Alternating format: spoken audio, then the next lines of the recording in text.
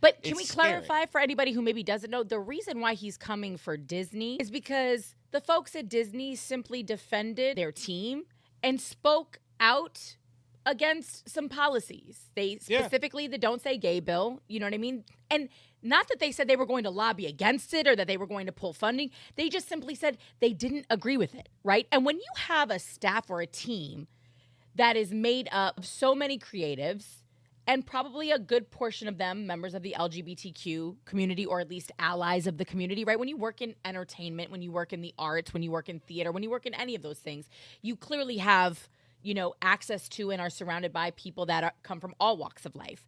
So it was really more, I think, just taking a stance of acceptance and tolerance, right? It wasn't they were coming out here flying all the pride flags and talking about we're going to pull out of Florida. That was not what they did. They just simply said we don't agree with this particular type of legislation.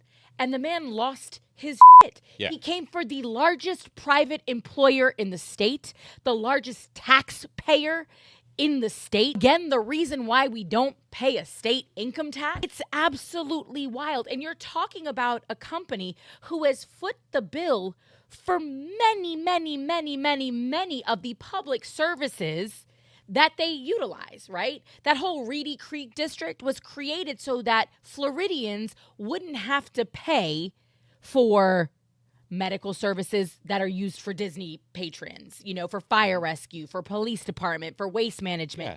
And they basically have a sovereign country in the middle. But it makes sense though, because the amount of pull on already strained public resources would be immense. They couldn't match it. So they said, you know what? Let's do this. We'll pay everybody. We'll create our own police department, our own fire department, our own waste management, all of that, so that you guys aren't responsible and we're not cutting into Florida taxpayer resources.